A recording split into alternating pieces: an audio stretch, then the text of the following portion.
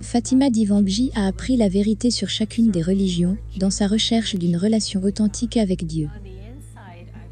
À l'intérieur de moi, j'avais l'impression qu'il y avait un énorme rocher accroché dans mon cœur. Je pouvais le sentir, je pourrais même vous dire quelle était sa taille, à quoi il ressemblait. C'était réel, et c'était douloureux. C'était comme quelque chose qui me tirait vers le bas et ne me laissait pas vivre. Il n'y avait aucun espoir. Il n'y avait aucun espoir pour l'avenir.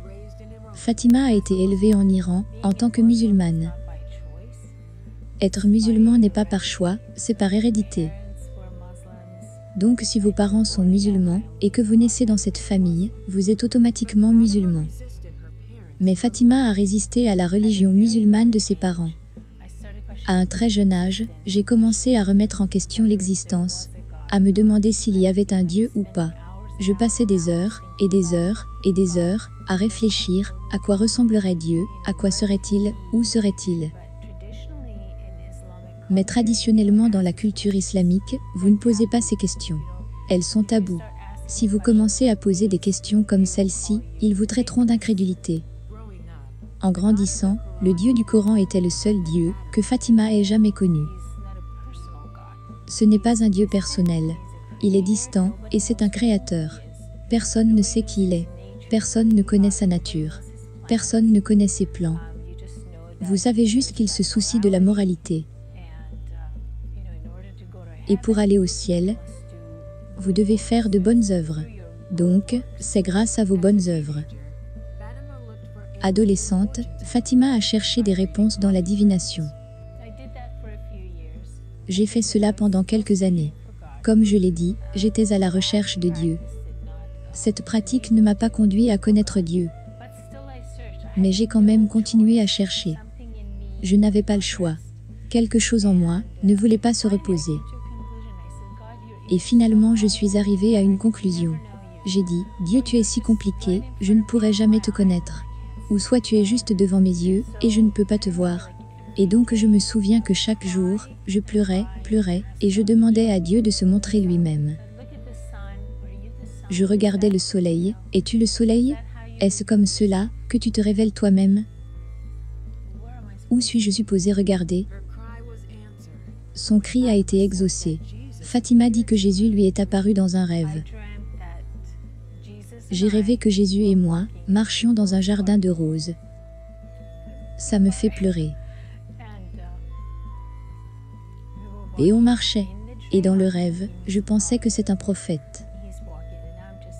Il marchait et j'étais juste en train de suivre.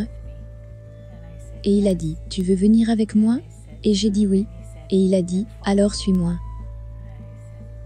Et j'ai dit, mon esprit pensait, comment suivre une personne qui n'est même pas. Je veux dire, c'est un prophète il y a longtemps. Je dois suivre une personne, pas ses instructions, vous savez. C'était un peu déroutant. Pourquoi me demanderait-il cela?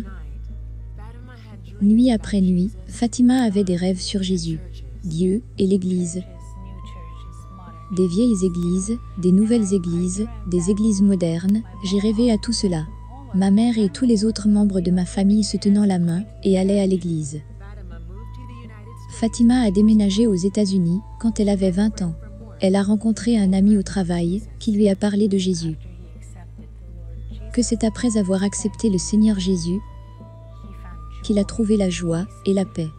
Ces mots sont juste venus en avant. Et j'ai dit oh, ça c'est bien. Et il a dit que chaque fois il le reçoit. Chaque fois qu'il prie, il est rempli de joie et de paix. J'ai dit, je veux ça, je veux la joie et la paix. Alors Fatima est allée dans une église chrétienne. Et une femme là-bas lui a demandé, crois-tu que Jésus-Christ est Dieu? Et j'ai dit, est-ce qu'il a dit cela? Est-ce qu'il a dit cela? Qu'il était Dieu? Et elle a dit, oui, il a dit cela. J'ai dit, ok, je crois qu'il est Dieu. Croyez-moi, je découvrirai s'il ne l'est pas. Je le découvrirai si les choses ne sont pas vraies. Mais j'étais prête à essayer Jésus. Définitivement. Et elle a dit, voulez-vous prier? La prière du salut? Absolument. Ma pensée, Dieu m'a adouci au point que, vous savez, j'étais douce envers cela. Envers Dieu, je ne voulais pas résister. Cette nuit-là, après des années de recherche, Fatima a prié pour devenir chrétienne. Et les choses ont commencé à changer. Ce cœur lourd, très lourd. Cette pierre que je pouvais sentir, vous savez, c'était même tranchant. Je pouvais sentir à quel point c'était tranchant et douloureux. C'était parti. C'était complètement parti. Cette nuit-là, le Seigneur avait juste, c'est comme s'il avait mis sa main dans mon cœur et a enlevé cette pierre de façon permanente. L'une des choses importantes que Dieu a faites pour moi, ce que Christ a fait, était que, il a mis de l'espoir dans mon cœur. Une espérance permanente. Et comme j'ai appris à mieux connaître le Seigneur, bien sûr que le Seigneur m'a donné beaucoup plus de rêves, juste pour montrer que les Écritures étaient vraies. Tout ce que je lisais, Dieu les confirmait. Aujourd'hui, la mère, le frère et les 2 sœurs de Fatima sont tous chrétiens. Fatima est un courtier immobilier et étudie pour devenir psychologue. Elle est également mariée et a 2 fils. Fatima comprend les musulmans qui sont curieux de connaître Jésus. Et ceux qui ne comprennent vraiment pas qui est Jésus. Je dirais, ne dis pas non. Juste parce que tes parents étaient musulmans. Que tes arrière-grands-parents étaient musulmans. Et que c'est toujours ce qu'ils t'ont appris. Vous devez trouver Dieu par vous-même. Il est disponible. Si Jésus dit qu'il est Dieu, il le prouvera. Tout ce que vous avez à faire, c'est un cœur ouvert pour permettre à Jésus d'y entrer. Et alors vous le saurez par vous-même, s'il est Dieu ou s'il n'est pas Dieu.